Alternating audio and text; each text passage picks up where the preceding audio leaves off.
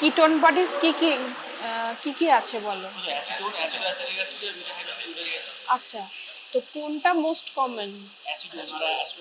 Acidic acid. আচ্ছা, এবারে normally কি হেলদি ইন্ডিভিজুয়ালসে পাওয়া যায়? নর্মালি পাওয়া যায় না। তাহলে কোন কোন কজে, হোয়াট আর দ্য কজেস যে that ketone bodies will be present in urine? First is diabetes mellitus. Ketoacidosis হয়। নেক্সট স্টারভেশন অ্যান্ড হ্যাঁ ওয়েট লস প্রোগ্রামে হয়। অ্যান্ড ভমিটিং, কেউ বেশি ভমিট করছে। In those cases ketone bodies are present in urine. So ketone বডিজের জন্য আজকে যে টেস্টটা দেখানো হলো সেটা হচ্ছে রথেরাস টেস্ট। ঠিক আছে, রথেরাস টেস্ট। অ্যান্ড তো যে তিনটে কিটোন বডিজ আছে, তো এই রথেরাস টেস্টে কি সবকটাই দেখা যায়? তাহলে কোন কোনটা দেখা যায়? Very good. তার মানে বিটা হাইড্রক্সি বিউটিরিক অ্যাসিডটা normally is not detected by any test. আচ্ছা, সেকেন্ড হচ্ছে another test for ketone bodies detection, ferrichloride test. Another one is reagent strip test. Reagent strip test is applicable for all the constituents. মানে ইউরিনের sample যখন ল্যাবে আসে তখন ওই reagent স্ট্রিপটা ইউরিনের মধ্যে insert করে কালার চেঞ্জ যেটা হয় সেটাতে প্রোটিন, ইউরিন, গ্লুকোজ সবই দেখা যায়। ঠিক আছে, এবারে নর্মালি প্রোটিন কতটা থাকে? What is the amount of protein that is present in urine normally? না, protein excreted in urine how much? Protein হয় না, কিন্তু যখন স্ক্যান্টি অ্যামাউন্টটা কতটা থাকতে পারে? আপ টু খুব অল্প 150 মিলিগ্রাম ইন পার 24 আওয়ার্স। ঠিক আছে, এবার যদি তার বেশি হয় তাহলে সেই কজটাকে কি বলে? নর্মালি প্রোটিন থাকে না, কিন্তু যদি থাকে মোর দ্যান 150 মিলিগ্রামস পার 24 আওয়ার্স সেটাকে বলে প্রোটিন ইউরিয়া। এবার প্রোটিন ইউরিয়ার মানে ডিভিশন কি কি হয়? মানে ডিভিশন মানে তিন তিন রকমের প্রোটিন ইউরিয়া হয় ডিপেন্ডিং অন দ্য টাইপ। হ্যাঁ, ইয়েস, প্রি রেনাল, রেনাল আর পোস্ট রেনাল। আচ্ছা, রেনালের আবার দুটো টাইপ আছে, বলো। একটা গ্লোমেরিউলার, একটা টিউবুলার। গ্লোমেরিউলারটা হচ্ছে ডিউ টু ফিল্ট্রেশন ডিফেক্ট, আর টিউবুলারটা হচ্ছে রিঅ্যাবজর্পশনটা ডিফেক্ট।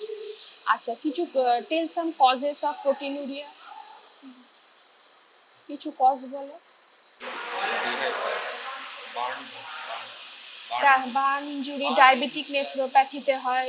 হ্যাঁ, তারপরে কোনো ইনফ্ল্যামেশন, যেমন ধরো গ্লোমেরুলোনেফ্রাইটিসে হতে পারে, নিওপ্লাজমে হতে পারে। ঠিক আছে, আর মাল্টিপল মাইলোমা। আচ্ছা, মাল্টিপল মাইলোমাতে ইউরিনে কি প্রোটিন আসে?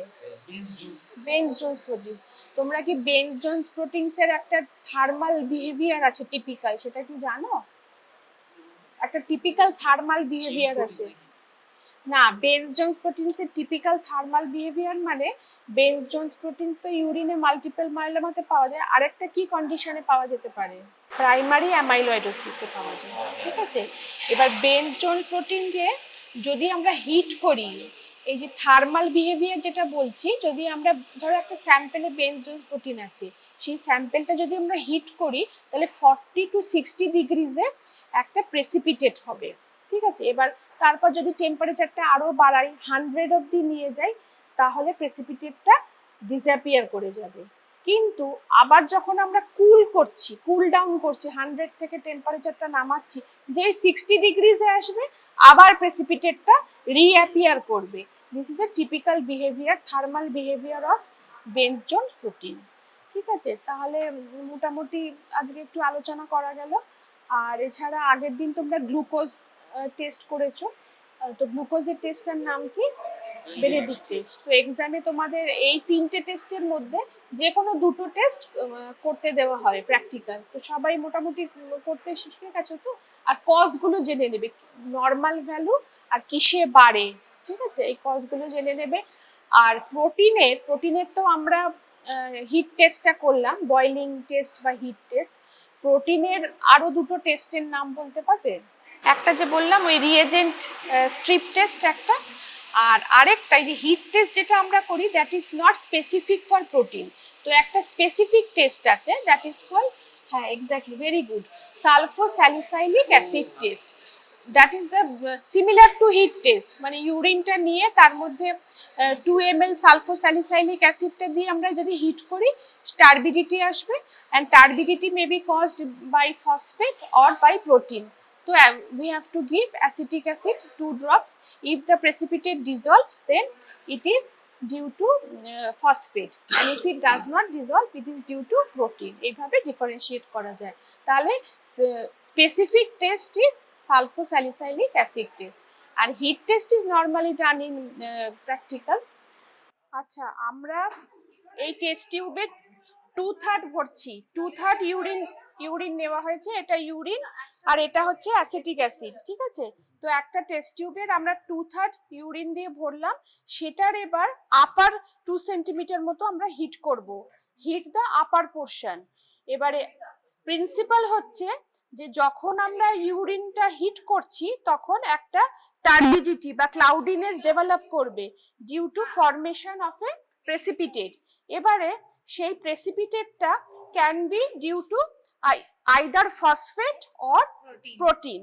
এবারে হাউ টু ডিফারেন্সিয়েট যে ফসফেট না প্রোটিন, তার জন্য আমাদের এখানে অ্যাসিটিক অ্যাসিড আছে। এবার অ্যাসিটিক অ্যাসিড দিয়ে আমরা যদি এটাকে দেখি তাহলে ফসফেট হলে তা টার্বিডিটি উইল গো অ্যাওয়ে, আর যদি প্রোটিন থাকে, if protein is present it will not go away, it will persist.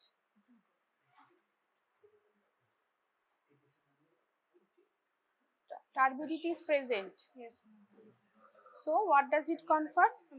Protein is present in urine, ঠিক আছে। সো ইন লাস্ট ক্লাস, আচ্ছা this test is very important, সবাই তোমরা করবে, কারণ তোমাদের প্র্যাকটিক্যাল এক্সামে দুটো থাকবে, মানে either protein and ketone or glucose and ketone, মানে any two combinations will be there. So তোমরা এই টেস্টটা সবাই করবে। প্রোটিনের হচ্ছে বয়েলিং টেস্ট, এবারে this is called boiling test for protein, কিন্তু this is not the specific test. Specific টেস্টের নাম বলতে পারবে? স্পেসিফিক টেস্ট হচ্ছে sulphosalicylic acid test, that is the it is a sensitive test, but reliable test for protein. Sulfosalicilylic acid principal same, principal হচ্ছে ইউরিনের মধ্যে সালফোস্যালিসাইলিক acid দিলে ওটা coagulation হবে, সেই সেম টার্বিডিটি হবে হোয়াইট কালারে, তো অ্যাসিটিক অ্যাসিড দিয়ে ডিজলভ করবে বা করবে না। But sulphosalicylic acid is a reliable test for protein, but usually for practical purpose we are doing the boiling test or heat test for protein. তো তোমরা সবাই করো, আমি দেখি প্রত্যেকে ইউরিন নিয়ে নাও।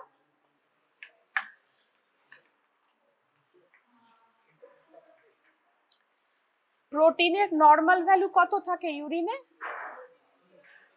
বলো, মনে আছে? আগের দিন বলেছিলাম।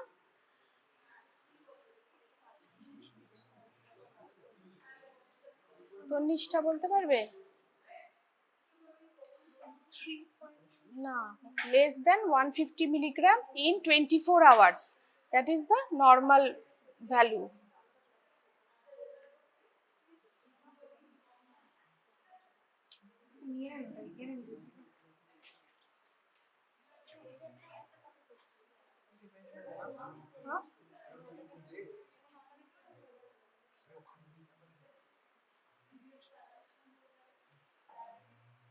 তুমি নিয়েছো কি? তোমার নামটা কি ভুলে গেছি? সন্দীপ্ত, সৌম্যদীপ্ত, আচ্ছা করো সবাই। হ্যাঁ,